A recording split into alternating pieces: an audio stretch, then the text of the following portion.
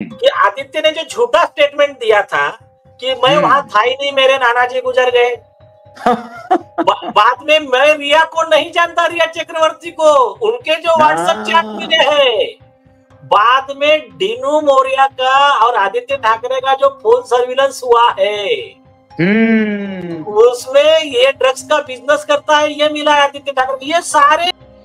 आदित्य ठाकरे, सूरज पंचोली और डीनो मोरिया की मुश्किलें और ज्यादा बढ़ती जा रही हैं। सबसे पहले अगर गिरफ्तारी होगी तो वो होगी आदित्य ठाकरे और डीनो मोरिया की, क्योंकि आदित्य ठाकरे, सूरज पंचोली और डीनो मोरिया पर पहले ही सामूहिक बलात्कार और मर्डर के आरोप लगे हुए हैं और दूसरी तरफ अब एक और आरोप लग चुका है जो कि बहुत ज्यादा गंभीर है, वो है ड्रग सप्लाई का। जी हां,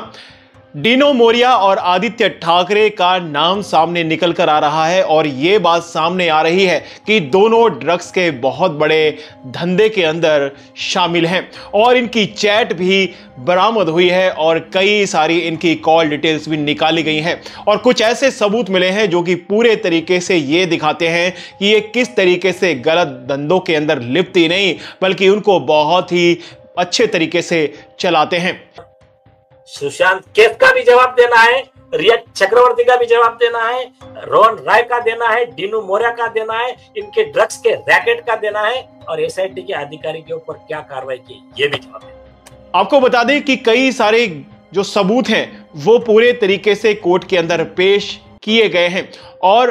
कोर्ट ने भी एफिडेविट के थ्रू मांगा है जवाब, वो भी आदित्य ठाकरे, डीनो मोरिया से। और ये जो जवाब देंगे उसके बाद इनको ये समझ नहीं आ रहा कि ये करें तो करें क्या, क्योंकि जवाब देना इनके लिए बहुत ज़्यादा मुश्किल है क्योंकि सबूतों की इतनी बड़ी झड़ी है कि जो भी सबूत वहां पर दिए जा रहे हैं या फिर जो भी दिखाए जाएंगे उसके बाद ये सच और झूठ के हिसाब से जवाब देंगे वो पूरे तरीके से बेनकाब हो जाएगा। क्योंकि आपको हम पहले भी बता चुके हैं कि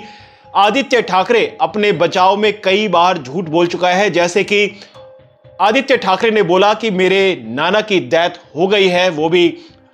8 जून 2020 को, लेकिन सही में जब पता लगाया गया तो वो जो सामने तथ्य आया वो था 14 जून 2020 को डेथ हुई थी आदित्य ठाकरे नाना जी की, वो पूरे तरीके से झूठ था। उसके बाद यह खबर फैलाई जाती है कि सीबीआई ने केस पूरे तरीके से क्लोज कर दिया है और क्लीन चिट दे दिया आदित्य ठाकरे को, लेकिन जब सीबीआई की तरफ से एक प्रेस रिलीज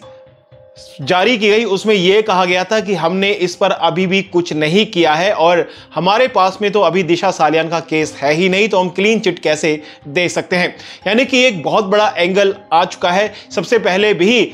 एक जो डार्क वेब है उसको लेकर बात सामने आई थी, डार्क वेब के थ्रू बहुत गंभीर आरोप लगे थे, वो सब आपने सुने होंगे कि किस तरीके से पैसे दिए जाते हैं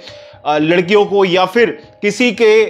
थ्रू जो है गैंग बनाई जाती है और उसके साथ में गैंग रेप किया जाता है, उसका मर्डर किया जाता है। डार्क वेब पर ये सारी चीजें देखी जाती है और ये इतना ज्यादा घिनौना आता है, लेकिन इन चीजों को देखने में इन सभी लोगों को मजा बहुत ज्यादा आता है। आप सभी लोगों ने एक वीडियो भी देखी होगी डीनो मोरिया की, जो कि सुशांत सिंह राजपूत की डेथ यानी कि आगे ये कहें कि हत्या वाले दिन डाली गई थी, अपलोड की गई थी, वो थी डीनो मोरिया की तरफ से, जिसमें यह कहा गया था आई एम लाइव अलाइव, यानी कि इसके पीछे कोई ना कोई तो बहुत बड़ा राज है जो सामने आना चाहिए। इत्तेफाक से सारी चीजें नहीं हो सकती क्योंकि आप सभी लोगों को पता है कि ये सभी लोग जिनकी भी हत्याएं की गई है, जिनकी भी मौतें हुई है, ये एक दूसरे से जुड़े हुए थे और एक के बाद इनकी मौतें हो रही हैं, चाहे वो 8 जून को हो, 14 जून को हो, तमाम उसके बाद हो, उससे पहले हो, ये सभी लोग एक दूसरे से जुड़े हुए थे, जिसमें आदित्य ठाकरे का नाम बार बार सामने निकल कर आ रहा है। और आपको एक चीज और बताएं कि आदित्य ठाकरे ने यह कहा था कि मेरा रिया चक्रवर्ती से कोई संबंध नहीं है, मैं उसे नहीं जानता, लेकिन जब कॉल डिटेल्स और चैट सामने आई उसमें पता लगा कि ये दोनों ड्रग के कारोबार में हैं। और सबसे बड़ी बात यह है कि जो झूठ है वो पूरे तरीके से पर्दाफाश के रूप में सामने आया। ये एक दूसरे से बात करते थे, चैट करते थे, ये सारी चीजें सामने आई। आदित्य ठाकरे, रिया चक्रवर्ती ने कई बार झूठ बोले लेकिन वो पूरे तरीके से क्लियर हो चुके हैं। लेकिन अब सबसे बड़ी बात यह है कि इस केस में अब जवाब देना बहुत ज्यादा जरूरी हो चुका है। कोर्ट इसमें संज्ञान लेने वाली है और कड़े रुख से आगे बढ़ रही है। सबूतों का पूरा पिटारा मिल चुका है और सबसे पहली जो गिरफ्तारी होगी वो आदित्य ठाकरे की होगी, उसके बाद डिनो मोरिया की होगी और भी तमाम लोगों की झड़ी लग जाएगी गिरफ्तारी की। और सबसे बड़ी बात आपको यह बता दें कि सुशांत सिंह राजपूत केस पर जैसे ही जांच पहुंचती है तो आपको बताएं कि एसआईटी के कुछ करप्ट अधिकारी हैं, उनकी गिरफ्तारी होगी। सीबीआई को भी बहुत बड़ा हर्जाना भरना पड़ेगा और आपको बताएं कि बॉलीवुड और कुछ पॉलिटिशियंस पूरे तरीके से सलाखों के पीछे जाने वाले हैं, क्योंकि एक बहुत बड़ा सच सामने खुलने वाला है। तो फिलहाल तो इस वीडियो में इतना ही, यही अपडेट हम आपको देना चाहते थे और भी कई सारी चीजें हैं जो बहुत जल्द आपके सामने रखने वाले हैं। फिलहाल तो इस वीडियो में इतना ही, मिलते हैं कई और खबरों के साथ अगली वीडियो में। तब तक के लिए जय हिंद, जय भारत।